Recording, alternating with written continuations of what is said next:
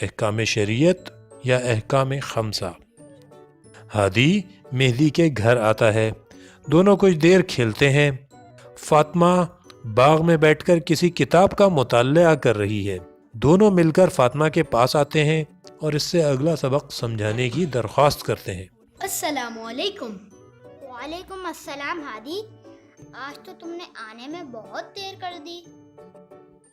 ہاں، آج میرا ہوم ورک بہت دیر سے مکمل ہوا تو باجی نے ٹیوشن سے دیر سے چھٹی دی۔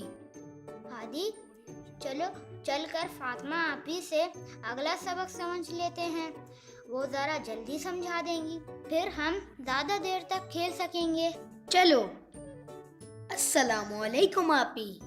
وعلیکم السلام ہادی، کیا حال ہے؟ الحمدللہ آپی، ٹھیک ہوں۔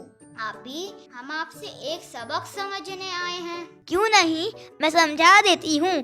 یہ تو بتاؤ کہ سبق کا موضوع کیا ہے؟ آپی موضوع ہے احکام شریعت یا احکام خمسہ۔ اچھا، تو آپ دونوں بیٹھ جائیں اور غور سے سنیں۔ مذہب کے احکام 5 قسم کے ہیں، جنہیں احکام شریعت یا احکام خمسہ کہتے ہیں۔ آپی یعنی ہمارے تمام کام ان 5 میں سے کسی ایک قسم کے ہوں گے؟ جی ہاں، وہ 5 قسمیں یہ ہیں: واجب، حرام، مکروہ، مستحب اور مباح۔ آپی واجب کسے کہتے ہیں؟ وہ تمام کام جن کے کرنے میں ثواب اور نہ کرنے سے گناہ ملے واجب کہلاتے ہیں۔ مثلاً روزانہ 5 وقت کی نمازیں، نامحرموں سے پردہ کرنا، ماہ رمضان کے روزے رکھنا وغیرہ۔ آپی حرام سے کیا مراد ہے؟ واجب کی الٹ کو حرام کہتے ہیں، یعنی وہ تمام کام جن کے نہ کرنے میں ثواب اور کرنے سے گناہ ملے اور عذاب میں مبتلا ہوں حرام کہلاتے ہیں۔ مثلاً والدین کی نافرمانی کرنا، گالی دینا، غیبت کرنا، گانا سننا یا گانا وغیرہ۔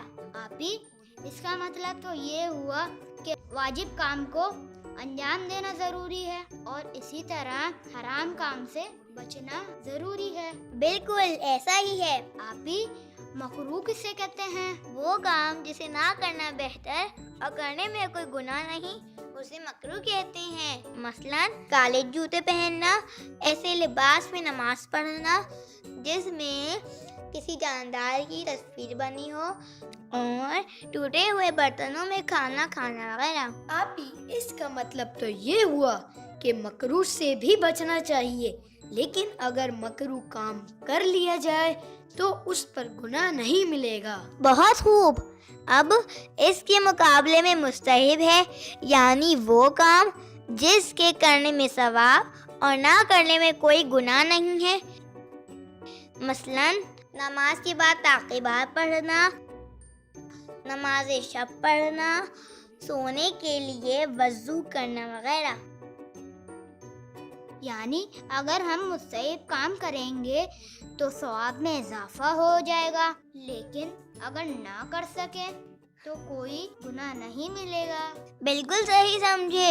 احکام شریعت کی 5ویں قسم مباح ہے، یعنی وہ کام جن کا کرنا اور نہ کرنا برابر ہے اور اس میں نہ کوئی ثواب ہے اور نہ کوئی گناہ۔ مثلاً چلنا پھرنا، کھانا پینا، سونا جاگنا وغیرہ۔ البتہ اگر ان کاموں کو قربتاً اللہ انجام دیا جائے تو باعث قرب خدا ہے، یعنی اللہ تعالیٰ خوش ہوتا ہے اور اس پر اجر و ثواب بھی ملے گا۔ یعنی آپی اگر ہم مباح کام خدا کی خوشنودی کی خاطر انجام دیں تو اس کے ذریعے بھی ثواب حاصل کر سکتے ہیں۔ شاباش، امید ہے کہ آپ دونوں کو احکام خمسہ اچھی طرح سمجھ میں آ گئے ہوں گے۔ اب آپ دونوں بھی جا کر کھیلیں، مجھے بھی یہ کتاب پڑھنی ہے۔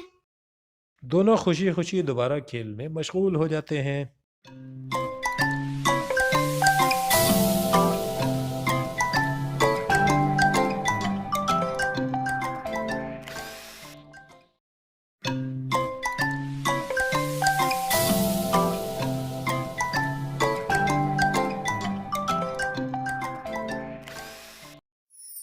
مدارس امامیہ کے چینل کو سبسکرائب کریں اور بیل آئیکن پر ضرور کلک کریں تاکہ ہماری تازہ ترین علمی و دینی ویڈیوز آپ کو سب سے پہلے ملتی رہیں۔